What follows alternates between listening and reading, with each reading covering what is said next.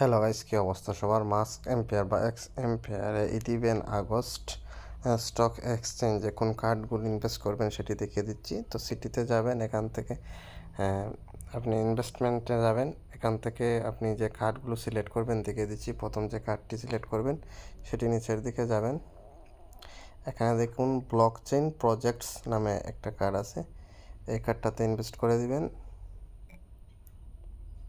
কোন ইনভেস্টরে দিবেন দেখুন, এটা থেকে 176% প্রফিট হয়ে গেছে। এখন সেকেন্ড কার্ডটা যেটা, সেটা হচ্ছে গিয়ে নিচের দিকে যাবেন,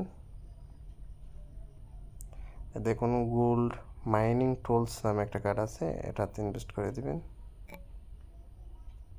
সাথে সাথে এটা থেকে প্রফিট রুলস 74%। তো একদম লাস্ট যে কার্ডটি ইনভেস্ট করবেন সেটি দেখিয়ে দিচ্ছি।